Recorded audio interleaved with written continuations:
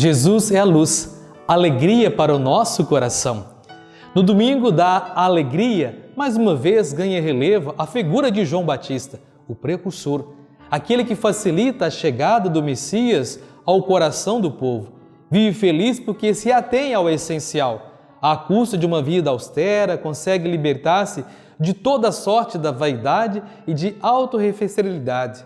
Tem alegria e satisfação de ser quem é. Não é o Messias, não é Elias e tampouco é o profeta. Reconhece-se como voz no deserto, a anunciar a palavra de transformação, capaz de fecundar o terreno seco, de curar a dor das feridas, de conferir liberdade aos cativos. É um testemunho. As leituras de hoje nos chamam a atenção para a alegria alicerçada na garantia de que Deus nos ama e nos propõe ajudar na construção do reino de amor e paz. Deus espera o nosso consentimento e o nosso empenho nesse empreendimento de edificação da fraternidade, da justiça, do amor e da paz. Nossa alegria é real, mesmo quando passamos por problemas, dificuldades, porque ela se baseia no amor de Deus por nós e na sua ação na história, sempre presente em nossa vida, segurando sua fidelidade e realizando o seu reino, que em breve se plenificará. O teólogo Bultmann nos diz: a palavra última e primeira da grande libertação que vem de Deus não é o ódio, mas a alegria. Não é condenação, mas absorção. Cristo nasce da alegria de Deus e morre e ressuscita para trazer alegria a este mundo contraditório e absurdo. Por isso, alegrai-vos no Senhor. Na primeira leitura, um profeta pós-exílio apresenta-se aos habitantes de Jerusalém com uma boa nova de Deus. A missão deste profeta, ungido pelo Espírito, é anunciar um tempo novo, de vida plena, de felicidade sem fim, um tempo de salvação que Deus vai oferecer aos pobres. A ação libertadora do servo anunciado pelo profeta é: o Espírito do Senhor Deus está sobre mim, porque o Senhor me ungiu e me enviou para evangelizar os oprimidos, para curar os corações quebrados, as almas feridas, para proclamar a libertação aos presos e a abertura dos cárceres aos prisioneiros, para proclamar o ano da graça de nosso Senhor e para confortar os aflitos. O termo "para" indica o propósito messiânico da missão do servo, que não é somente exigir dos outros que o façam, mas fazê-lo como um delegado de Deus e portador da salvação divina, porque ele foi ungido pelo Espírito Criador e Salvador. O ano da graça será o tempo definitivo da plenitude, da liberdade criadora de Deus, a qual nós cristãos acontece com Jesus Cristo. Essa missão do servo foi planificada por Jesus. Ele nos tirou do cárcere, do egoísmo e, portanto, cabe-nos levantar nossa voz em favor do sofredor, para que a vida e a missão de Jesus tenham efeito em nossa época.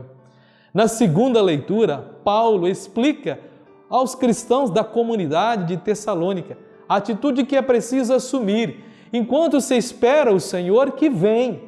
Paulo pede-lhes que seja uma comunidade santa, irrepreensível, isto é, que vivam alegres em atitude de louvor, de adoração, aberta aos dons do Espírito Santo. A primeira carta aos Tessalonicenses é, com toda a probabilidade, o primeiro escrito do Novo Testamento. Apareceu lá pelos anos 50 ou 51. O texto que hoje nos é proposto faz parte das exortações com que Paulo encerra a carta, depois dos ensinamentos sobre a segunda vinda do Senhor e de um convite veemente a esperar vigilantes esse momento final da história humana. Paulo apresenta alguns elementos concretos que os tessalonicenses devem ter sempre em conta e que devem marcar a existência cristã nesse tempo de espera. Deus está comprometido com a humanidade e, por grande que seja a fragilidade humana, maior é a fidelidade de Deus. Então podemos nos perguntar hoje: que atitude se deve assumir enquanto se espera pelo Senhor? Que tipo de comunidade vive fervorosamente à espera pelo Senhor? Reflita. Advento é tempo de vigiar, rezar, esperar e pensar na nossa missão. O Evangelho segundo João começa com uma composição que se convencionou chamar prólogo. Trata-se provavelmente de um primitivo hino cristão conhecido da comunidade joanina, que o autor do quarto evangelho adaptou e onde se expressa a fé da comunidade em Cristo, palavra viva de Deus, enviada ao mundo para concretizar o plano de salvação que Deus tinha a oferecer à humanidade. Os primeiros 3 versículos do texto que hoje nos é proposto pertencem a esse prólogo. Depois do prólogo, o autor do quarto evangelho desenvolve em várias etapas a sua catequese sobre Jesus, o nosso Salvador. O evangelho de hoje explica que a missão de João era ser testemunha da verdadeira luz, que é Jesus, o Messias, o esperado. A missão do Batista consistia em preparar o povo para a fé em Jesus Cristo, João 1:7 e Atos 19:4, para as autoridades de Jerusalém que questionaram por estar batizando. João disse: eu batizo com água, mas no meio de vós está aquele que vós não conheceis. Sim, o Messias tão esperado já estava presente no meio do povo. Era ainda desconhecido, mas já causava uma grande alegria. E a missão do Batista era alertar o povo para que preparasse o caminho do Senhor, porque a grande luz já estava brilhando. Era tornar conhecido o Messias Salvador, já presente no meio do povo. A voz de João Batista é a voz do qual Deus fala ao povo. Convida-nos a olhar para Jesus, pois só Ele é a luz e só Ele tem uma proposta de vida verdadeira para apresentar a todos nós. A nossa volta está cheia de vendedores de sonhos, com proposta de felicidade absolutamente garantida. Atrai-nos, seduz-nos, manipula-nos e escraviza-nos e quase sempre deixa-nos decepcionados, infelizes e mais angustiados, mais perdidos e mais frustrados. João garante-nos, só Jesus é a luz, que liberta todos nós da escravidão e das trevas e nos oferece a vida verdadeira e definitiva. A quem dou ouvidos?